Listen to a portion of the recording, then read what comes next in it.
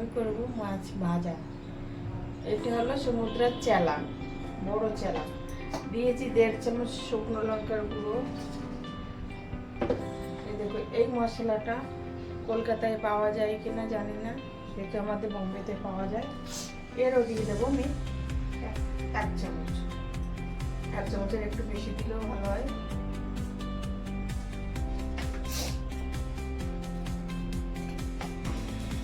দিয়ে দেবো আদা রসুন 1 চামচ করে।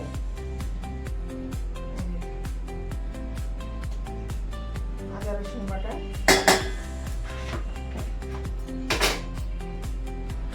দিয়ে দেবো একটা পাতিলেবুর রস, পুরো একটা দিতে হবে। একটা লেবুর রস দিয়ে দিলাম। এবার দেবো নুন পরিমাণ মতন। সবজিতে হলে নুন কম করা যায়, মাছে হলে নুন হলুদ তেল। আচ্ছা, এবারটা এটাকে আমি ম্যারিনেট করছি। ম্যারিনেট করলাম।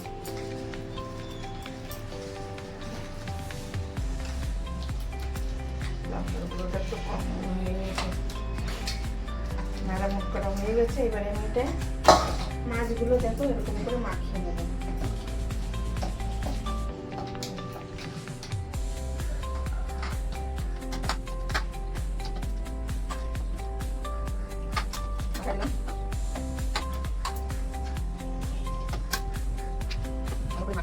ফ্রিজে রেখে দিতে হবে, 1 থেকে 1.5 ঘন্টা ফ্রিজে রেখে দেবে, তাহলে মাছটা খুব সুন্দর মশলাটা লেগে যাবে।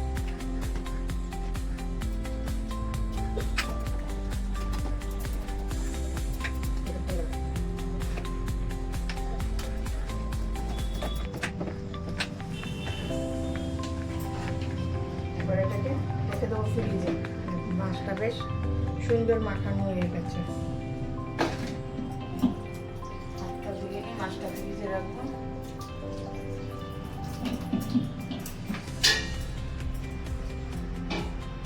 মাছটা আবার ফ্রিজে রেখে দেবো। তো বন্ধুরা দেখো, সেই মাছটা এখন মাইক্রোওয়েভে দিয়ে হয়ে যাবে।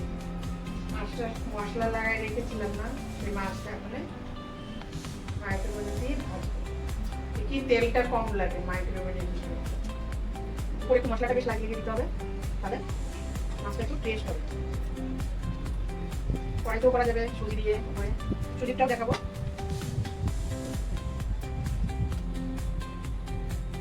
গরম গরম ডাল থাকবে, ভাত থাকবে, মাছ আর কিছু লাগবে না। মাংস ছেড়ে দিয়ে মাছ দিয়ে খেয়ে নেবে সবাই। ডাল করে দেবে আর মাছটা ফ্রাই করে দেবে, আর কিছুই লাগবে না। দেখো মশলাটা লাগিয়ে কেমন দিলাম। এবার মাইক্রোওয়েভের ভিতরে দিয়ে দেবো আমি।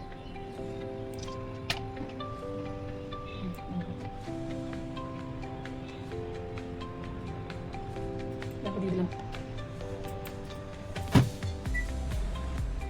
তো দেখো বন্ধুরা, মাছটা বের করলাম, পাল্টি করে দেবো। আমি এবার পাল্টি করেছি, তাও তোমাদের সঙ্গে শেয়ারটা করে নিই, তার জন্য সরি।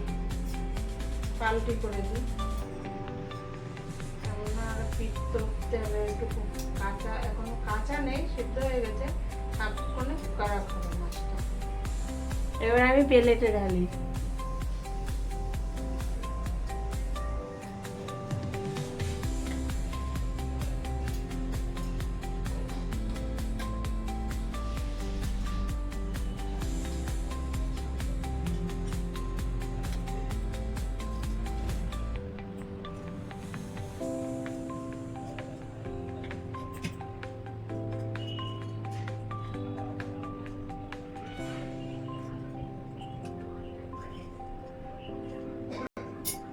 দেখো আমার মাছ ভাজা কেমন হলো, সবাই লাইক করবে, কমেন্ট করবে, তোমরাও করে খেয়ে দেখবে কেমন লাগে।